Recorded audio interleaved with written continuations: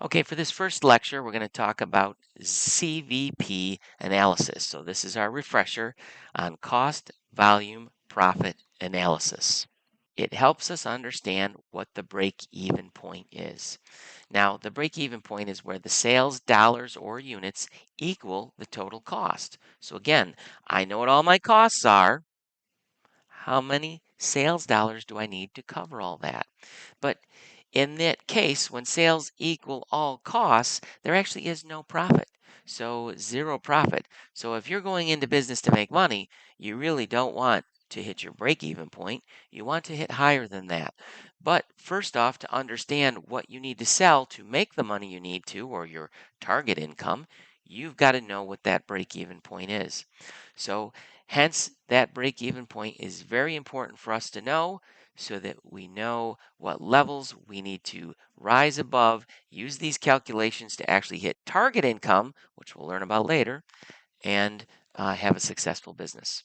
So, CVP, that is, what are the costs and how much volume do you need to sell to get to a certain profit level that you're looking for? So, cost, volume, profit. Now, the simple equation for break even, if you know your total costs, then you know the sales dollars that you need. If you have $10,000 in costs, you need $10,000 in sales to break even or have a zero profit. Again, hopefully you want more than that so you'll make profit. So to get those units, you'll divide the sales dollars that you need by your selling price. So if you knew your selling price was $10, then you would need 1,000 units to reach that $10,000. So $10 price times 1,000 units equals $10,000, and then you've hit your break even. So the needed dollars, 10,000, let's say in this case, divided by the sales unit price of 10 equals 1,000 units that you need to sell. So what are the total costs anyway? I mean, I said take the total costs and then you can figure it out. Well, that's a really good question because some costs happen immediately. Some costs cover a long period of time. Some cover a shorter period of time. So when you say, what is the actual cost in this moment? It's difficult. So forecasting expenses into the future is a mixture of art and science because you've got to use estimates and some things you know because they're contracted prices that are set. Other things are based on what you think will happen, and that's why it's both an art and science. But we're going to focus on the science of it. So, and that uses the contribution margin. So we'll talk about the contribution margin a little more in detail, but it really says how does each unit that you sell contribute to our ability to cover all costs and or achieve that desired profit. So contribution margin. So we divide costs into two categories to get to contribution margin. First, we need to know what are our variable costs. And obviously, variable means it rises and falls because it's variable. So total costs increase or decrease in total depending on the production levels. The more I make, the higher the variable costs go. The less I make, the less variable costs that are incurred. Now, examples of this are direct labor, direct materials, direct overhead. Direct labor is let's say we go back to the pizzas. It's the people making the pizzas. That's direct labor. So that's a cost of however many pizzas I need to make. Every time I make pizzas, I'm going to incur materials like the pepperoni, the dough, the sauce, and also the labor, the people putting the pizzas together. There's also going to be some direct overhead related to that, and that's the costs that are directly associated with me putting those pizzas together, but there are also costs that can be spread amongst different pizzas while I'm making pizzas. So it's not just one pizza. So if you did one pizza, you know the exact cost of the toppings for that pizza. But when you're making a whole bunch of pizzas, there are certain things that we do that would help cover all those pizzas. Maybe it's the delivery person who's driving them around and he's got 12 pizzas in the back. You have to allocate the cost of that driver to those 12 pizzas. So that's kind of a very small example of direct overhead costs related to the production and the variable costs of what you're creating and building and delivering.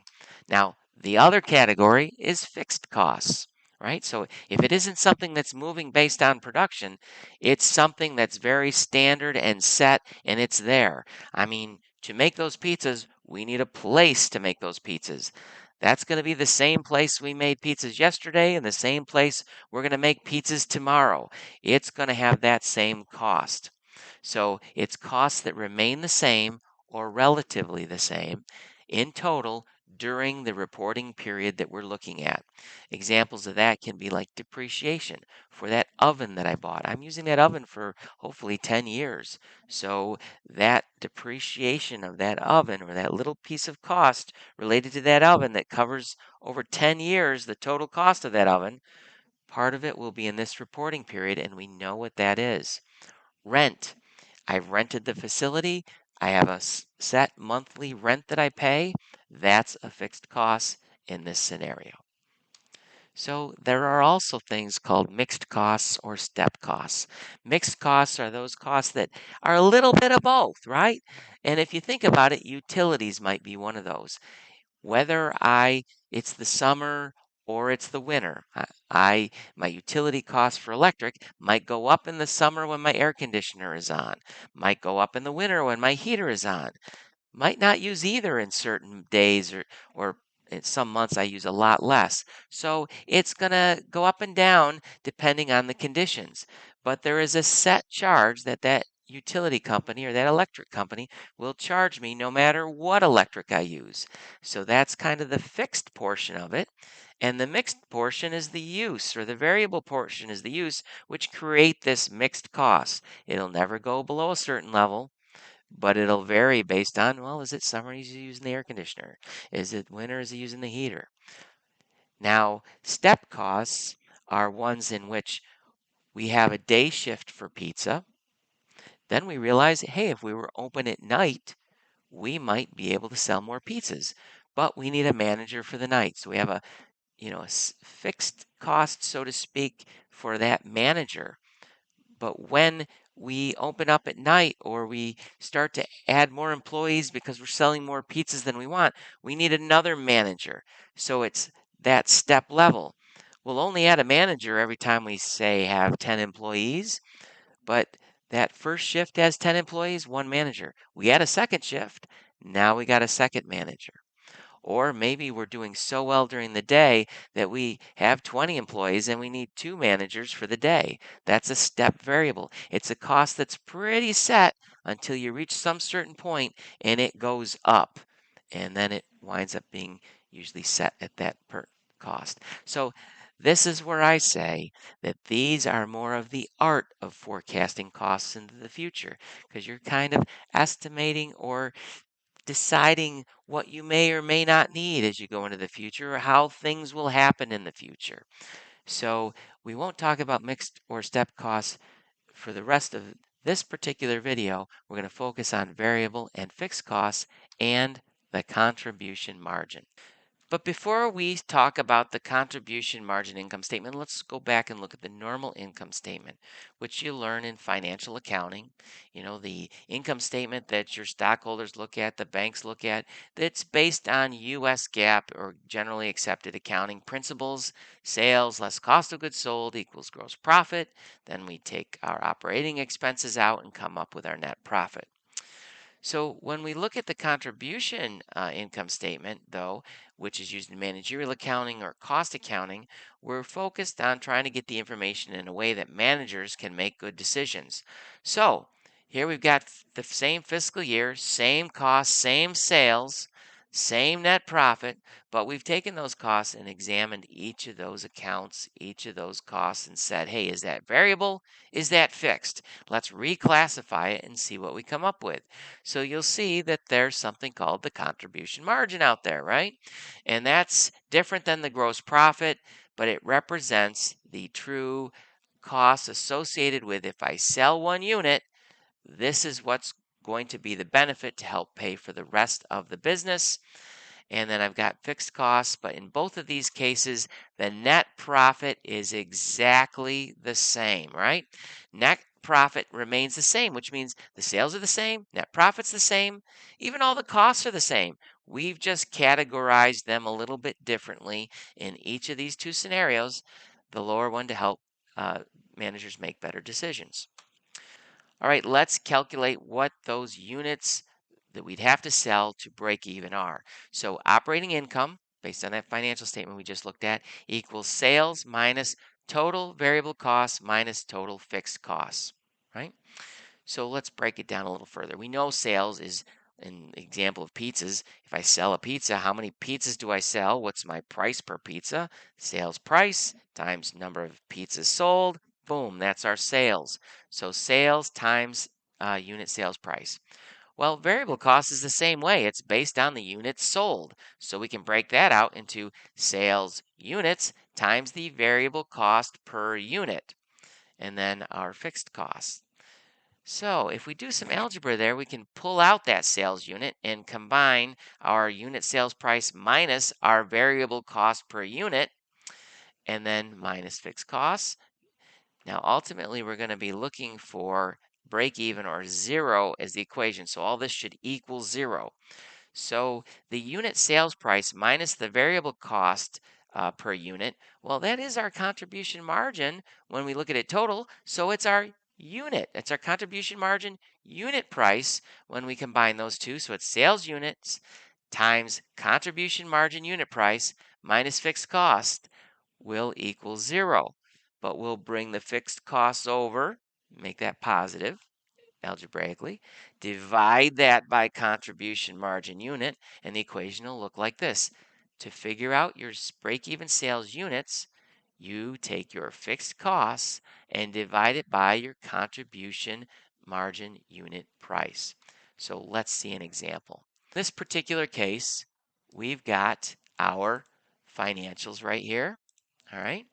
And we've got our sales, and we saw this on the previous slide. So how do we figure out the break-even point? I mean, obviously we made profit here, but if we wanted to get to zero, what would that be? So we will take our $10,000, divide it by our 1,000 units, all right, and we will copy that down.